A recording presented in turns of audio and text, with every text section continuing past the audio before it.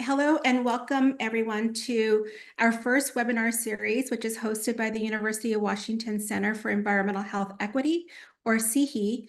We want to extend our gratitude to all present participants and future viewers of this recording for your time and your engagement. Our mission at CEHE is to provide technical assistance to tribal and community organizations in the U.S. EPA's Region 10, which includes states such as Alaska, Idaho, Oregon, and Washington.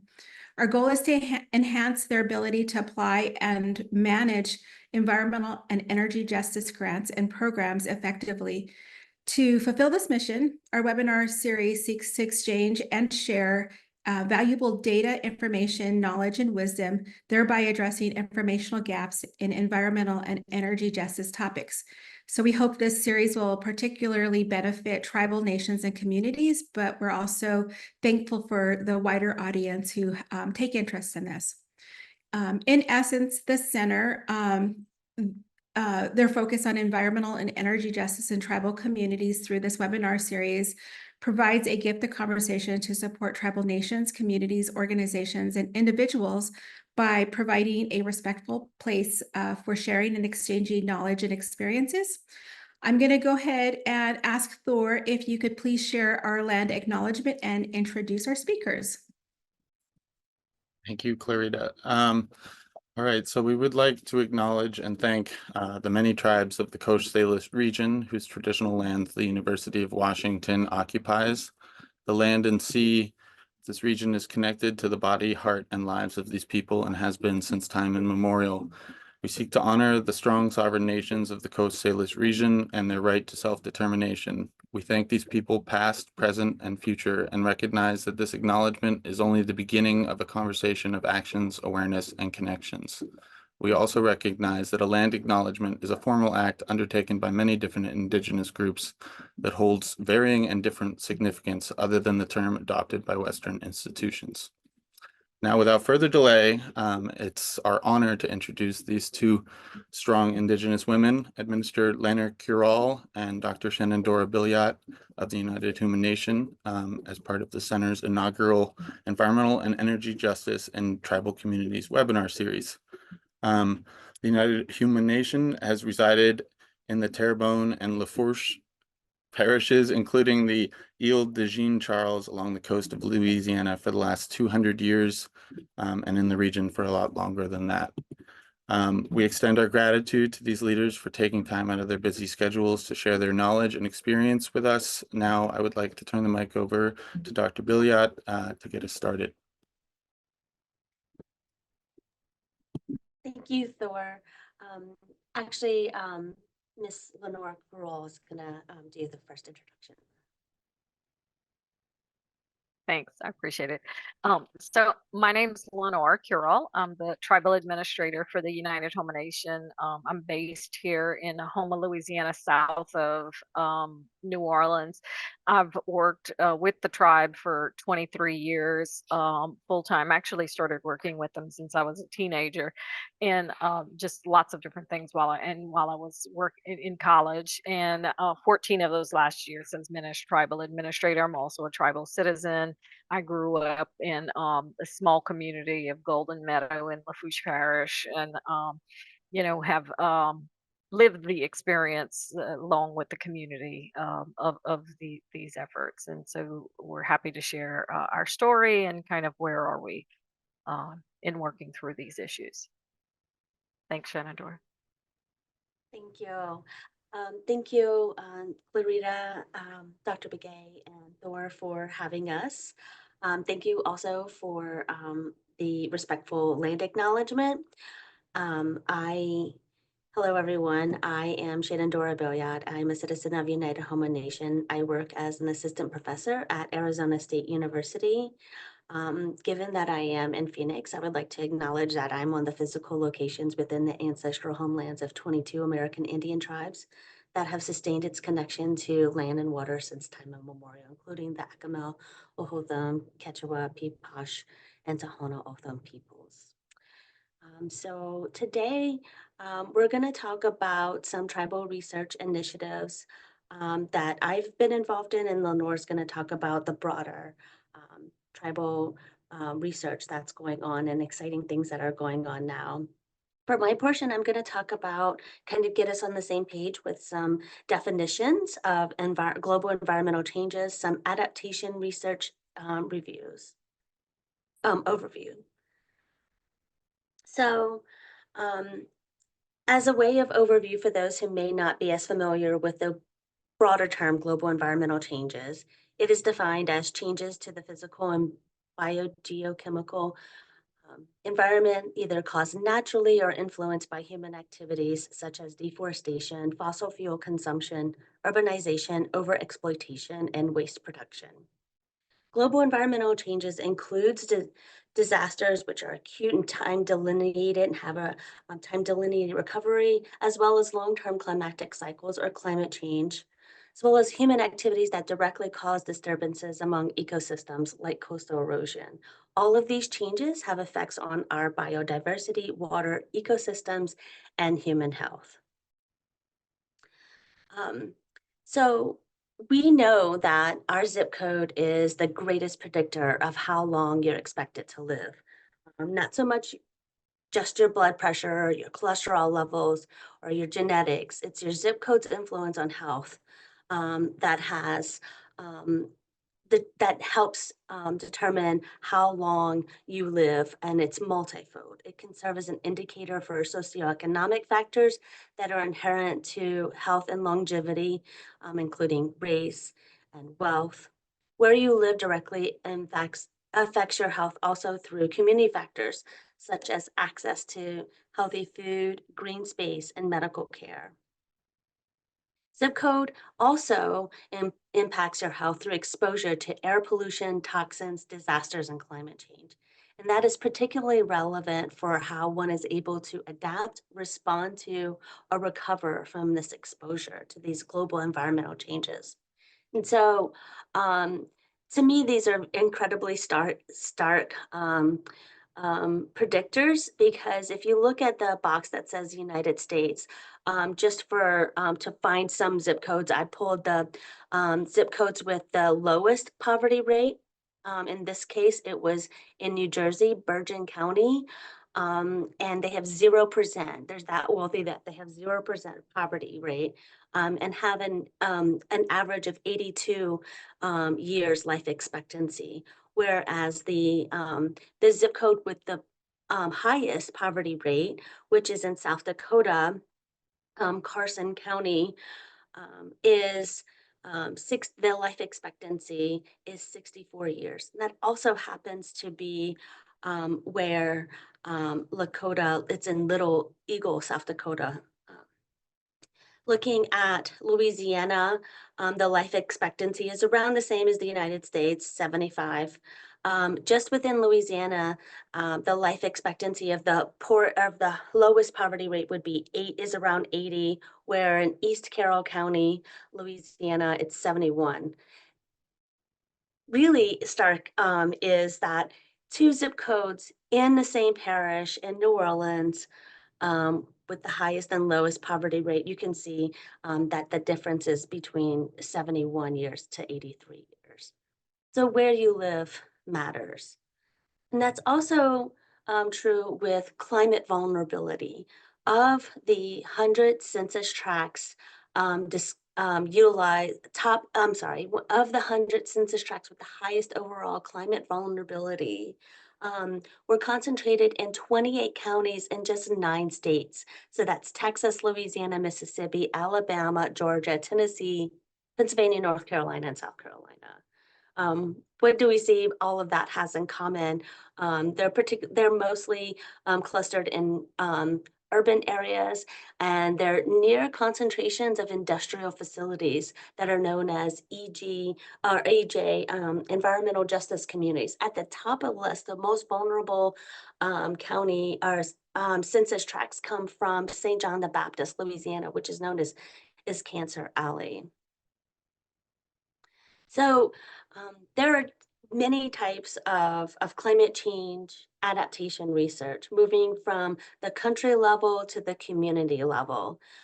However, I've been focusing on the fourth type, which of adaptation researches, which is community-based adaptation, focused on the practical application of adaptation activities. So the aim is to document perceptual experiences of climate change using participatory methods to empower community members to develop their adaptation priorities and activities at the local level.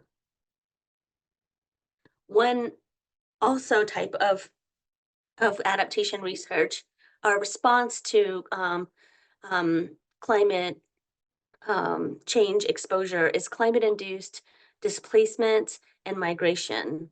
Although it is widely agreed that there's a lack of data on this subject, there's estimates that between 200 million and 1 billion people could be displaced by climate change during the next 30 years. In fact, one model predicts that 13 million US coastal residents are expected to be displaced by 2100 due to sea level rise. And from the definitions, you can see that there's a difference in how we talk about climate-induced migration or displacement, and it really boils around if the community is, for the most part, deciding to do this relocation voluntarily. And Lanor is going to talk a bit more about that. For us, it's particularly important because coastal Louisiana has lost an average of 34 square miles of land per year for the last 70 years since 1932. It was projected that, or estimated in 2000, that Louisiana at that time lost 1,900 square miles. That's about the size of the state of Delaware.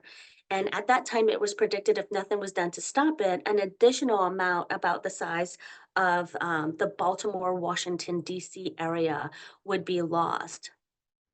I overlaid our 6 regions of United Houma Nation, and you can see that the majority of the land loss has been where our people live. In fact, Terrebonne Parish has lost 61% of the total land loss in Louisiana, making it one of the most coastal vulnerable counties in the United States.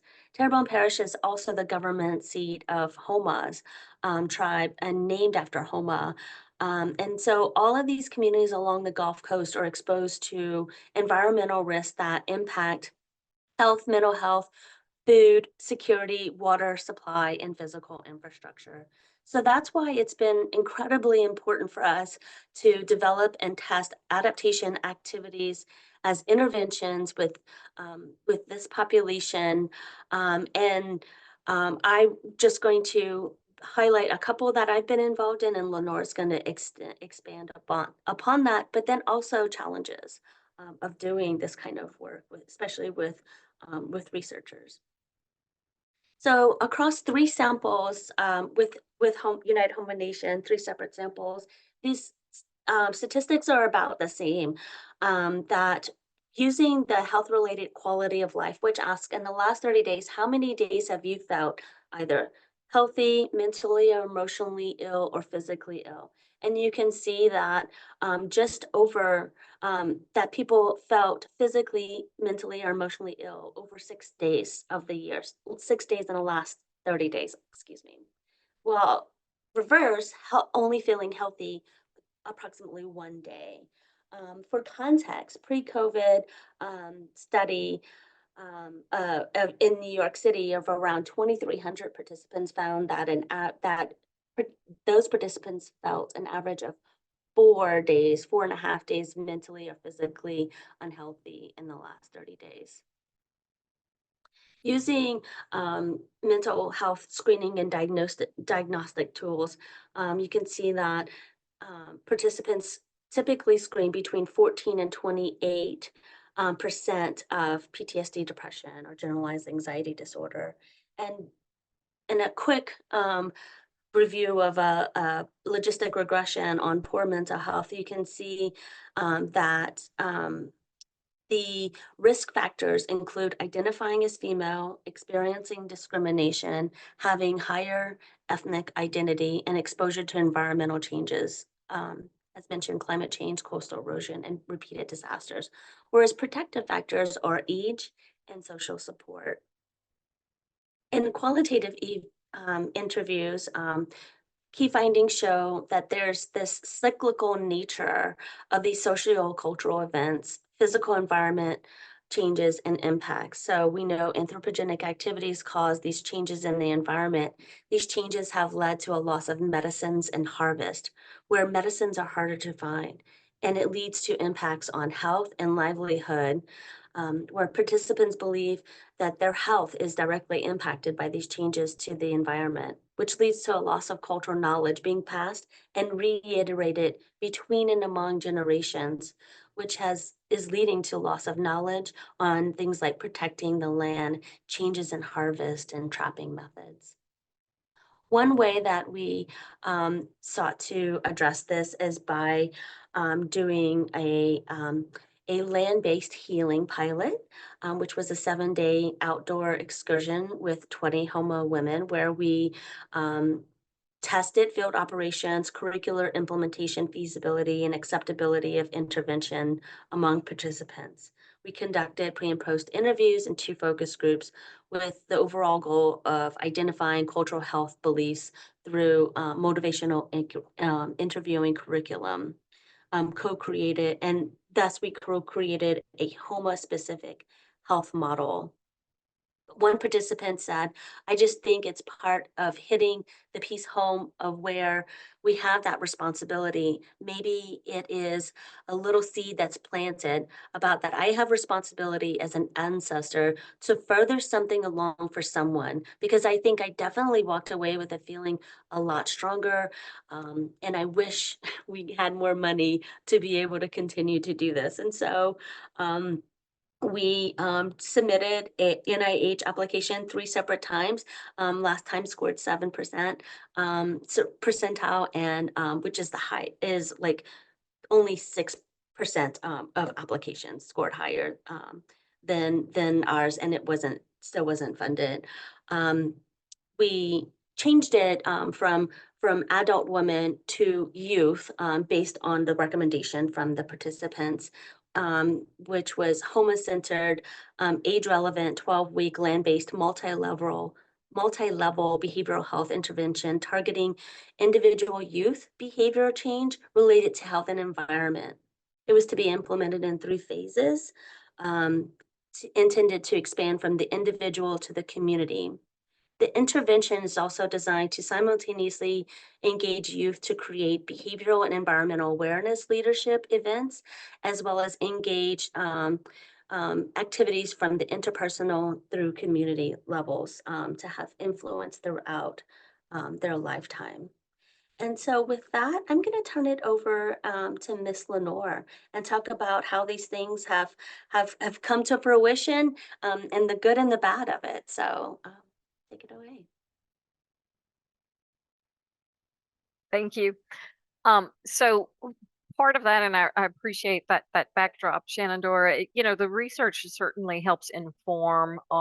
We sit there and have lots of questions as a community going through all of these circumstances, and I often feel and have described that we're sitting in the middle of a perfect storm of issues that are happening around us. And so taking the valuable information that we get through some of this research and looking at the future for the tribe really, I think, helps us to be able to identify that.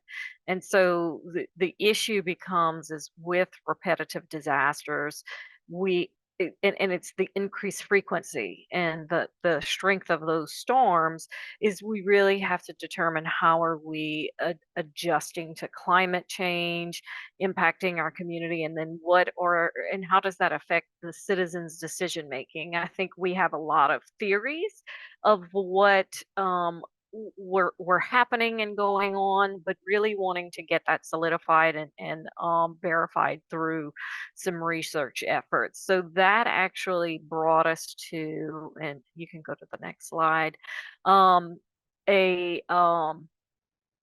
a multidisciplinary approach that the tribe worked with 5 different universities. This was a National Academy of Sciences Gulf Research project that was funded. And so it was climate, culture, movement, navigating decision making in a shifting landscape for a resilient United Houma Nation. Isn't that a mouthful? But it was really like how are the community and how are people in the community making decisions as they're living through these events. And so Tulane School of Public Health was the PI. University of New Orleans Center for Hazard Assessment and Response and Technology worked with us on policy issues.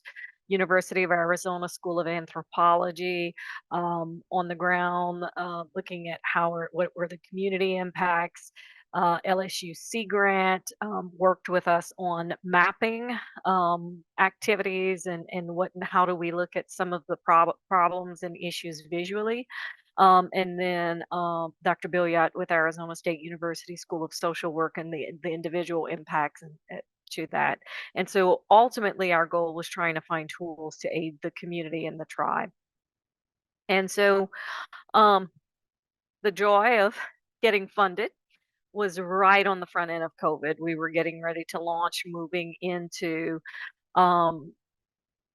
beginning community-based interviews and things like that, and COVID-19 hit, and so that changed significantly.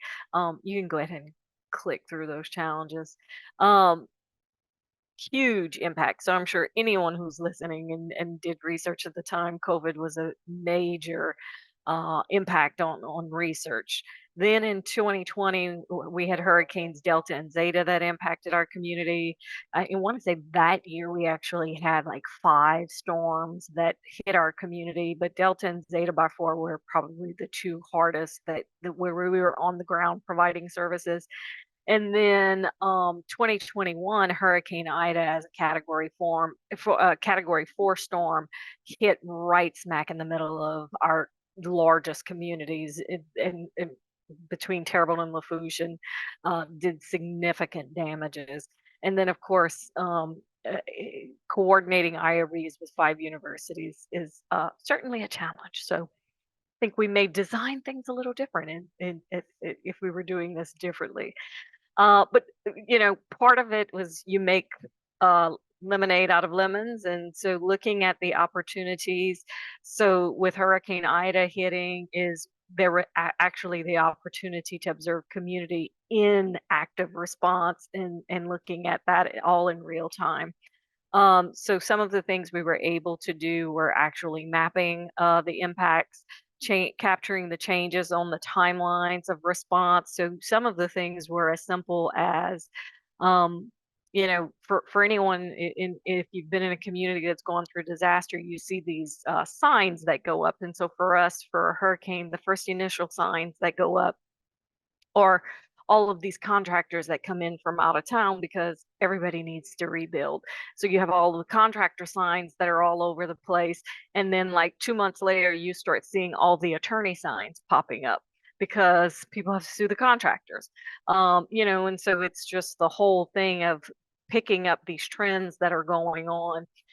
And so being able to document that as it unfolds, and then looking at the movement and distance that people were going. So we had people that were displaced and being able to identify why and how did you make the decisions to go where you went. Were you going to stay there? Were you planning to return home, and kind of figuring that out? And one of the things we realized is distance is a pretty relative term for a lot of folks. We were doing some focus group meetings, and there was a gentleman from one of the small coastal communities, and he was talking about how his son moved so far away and he never comes home anymore. And we're like, oh, well, where did he move? And he moved 5 miles up to the next town. But to him, that was just so far away, and it just felt so out of reach. And so that whole idea of distance and movement is going to be real relative to a lot of folks. And so there's no single magic bullet on that. And then some of the things we identified, there were policies that were at odds with impacts. So issues where we have communities that are required to elevate their homes substantially when you're in high wind events, that it significantly changes. So this was actually one of the mapping activities that was done by LSU. The map to the right actually documents the wind speeds.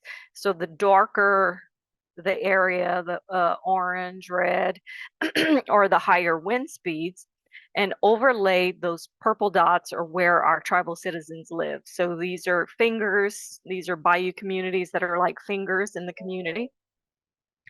And so you see where the population lives. So the map to the left is elevation issues, but all of those little dots are also overlays of tribal citizens who completed surveys with us that identified the level of impact they experienced. And so when we were talking with our folks at LSU, they were like, this is really strange.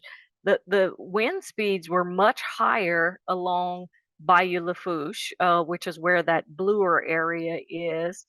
I don't know, Shanondora, if you want to kind of run your is Bayou Lafourche, those were higher wind speeds, but the greater damage was over in Terrebonne Parish on the lower end. And they were like, this doesn't make any sense. The wind speeds just weren't as high. And we're just sat back and we're like, well, you can still build your homes on slab in Bayou Lafourche because their levee system is to a higher grade. And in Lower Terrebonne Parish, people have to be 10, 12, 15 feet in the air. So their homes were much more exposed to wind. And Hurricane Ida was a huge wind event. And so, of course, the damages were more significant, but yet the policy requires, because they look at things in isolation, is from a flooding standpoint, oh, yes, you need to elevate, but nobody ever stops and thinks of the fact that, but when you elevate, you have now exposed yourself to the wind in a lot more significant ways. And so I think it calls for a bit more of a moderate view. You can go to the next slide. So some of the post-research actions, things we've done. So we actually worked with the Greater New Orleans Foundation. We submitted a grant. They had a next 100 years challenge to look at resiliency across the region. We were one of 10 organizations that secured a $100,000 grant, and that funding was intended to be seed money to pursue larger projects to address community resiliency. One of the things they wanted to do was invest in organizations, community-led organizations that could pursue funding that we probably have never had access to before, and being able to do that. So in that process, we actually developed a comprehensive 5-part plan to address resiliency for our community. You can go to the next slide. And so as of last Friday, we were able to share that we secured from NOAA a $56.5 million grant to implement 4 of the 5 phases of this project. And so you can go to the next slide. We'll go through those phases. So phase 1 is enhancing a central community resilience hub. We worked with the Water Institute on the project. We were matched with the Greater New Orleans Foundation with this. And so for us, we bring in the community perspective. We can talk about, what we see in the community and what we hear from the community, what we see as the problems and potential solutions. But being matched with the science folks was really helpful. And so we're telling them our plans, like we really need to beef up and fortify the building, and we need to make sure it meets community needs. Like there's a water problem on site and we need to turn that into a solution. And as we're talking with them, they're like, you guys are wanting to build and you've been doing a resiliency hub. And we're going, what? because we had no clue that was terminology out there. You know, you just do it. And so, but what we knew and recognized is we needed to do it better. So phase one is about building the existing and enhancing the existing structure we're in. So we would retrofit what is a 33,000 square foot building that was donated to us. It was significantly damaged for Hurricane Ida, and being able to turn that into a place of refuge for people both during blue skies as well as during times of disaster. So this is our actual building. It's kind of shaped like an asterisk, which presents some challenges. And so issues of water that comes off of the peak ends where each of the wings meet, allows water to sit next to the foundation. And so what we were able to do is leverage that $100,000 from the Greater New Orleans Foundation and engage two different engineering firms. One was a green infrastructure landscape architect, and the other is a traditional architect, and looking at how do we make this work to be more responsive to the community, and being able to ensure, one, it's a fortified facility, because we know it's not when the next storm, if a next storm is going to hit, it's when. And so their discussion was, and when the first time they came to us and they said, we're going to cut out the center of the building, and we're going, what? Why would you do that? Because the water needs to drain, because the water is a huge issue. So each of the wings would actually come up, is the proposal, to get it to base flood elevation, because we are not at the current FEMA base flood elevation. We're grandfathered in, but if we're preparing for the future, we need to get to where we need to be. It also includes making sure there are solar panels. It's not uncommon after a hurricane. For Hurricane Ida, we were out of electricity for over a month. So this whole system of solar panels that actually have a battery backup system, so we're definitely able to run and function, and could be a safe haven for the community, is important. And then including a series of things for green infrastructure. So the discussion is having a pollinator garden on the central part of the building in the center. And then taking and changing the parking lot to being pervious cement, so that the water can just drain under and we don't have flooding issues as much of water, standing water.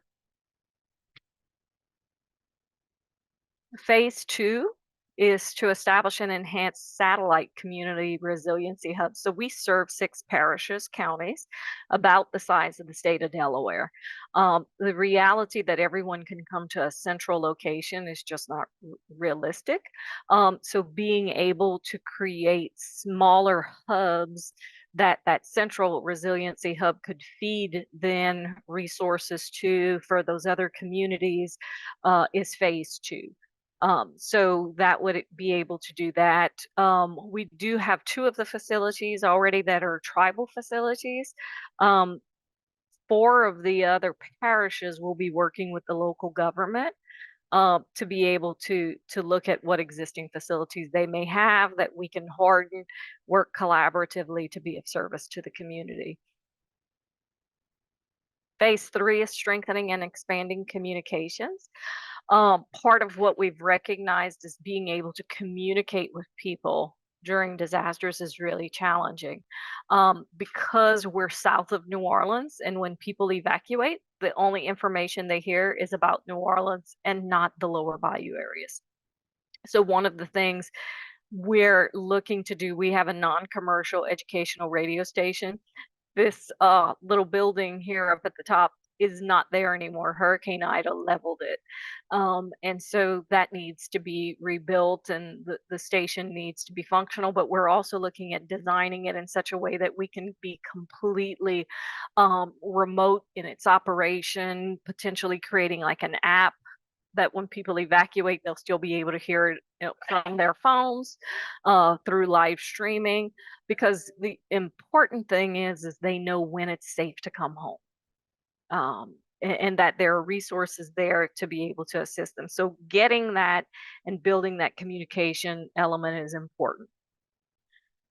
Phase 4 is actually not funded by the NOAA grant, but we're going to be looking at other funding sources, and that's the issue of economic development, being able to ensure there is sustainability of the efforts, and that there's ongoing efforts to create economic opportunities for tribal citizens. So we'll be working with a couple of other funders on that. And then phase 5 is probably the most nebulous part of it, but I think the most exciting is community-led migration. We were very thoughtful of using the term migration and not relocation. Relocation is not a term that sits well with our people. And so migration, relocation is a word that somebody does to you. Migration is a choice. And so that was something in our thought process was important for people in the community.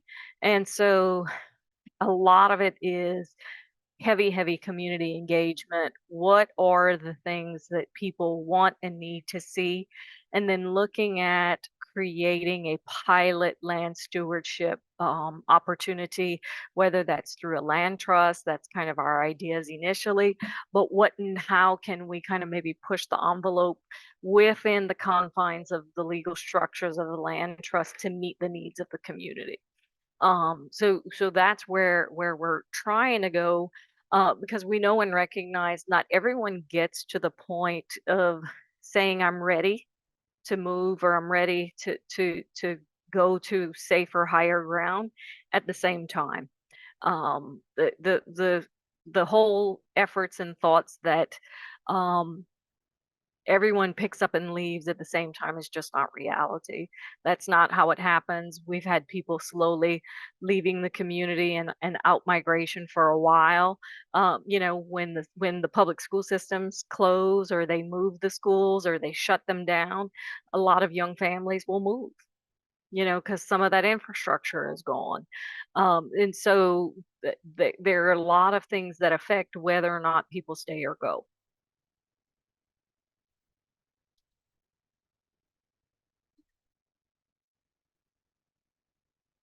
Shanondora, you want to go over how what we do on the ground ties to research? Sure. So looking, um, there's still a lot of research that can inform not only Houma, but other communities that are facing these incredibly tough decisions. So research really should include the extent to which exposure to these environmental changes are impacting climate-induced migration, and how we are measuring movement. As mentioned earlier, we really don't have a good handle scientifically on how we're measuring how people move, other than the Census Bureau, and changes from every 10 years. Um, Also looking at what motivates, and what is that final aspect that motivates individuals to take climate change action or adaptation action. How can we extrapolate what we've learned in behavioral health to individual adaptation activities? And then how can we develop more and extrapolate, expand land-based healing interventions, not only with Indigenous individuals, but to other communities who are placed based in their design. So that's what we have today. Okay, thank you.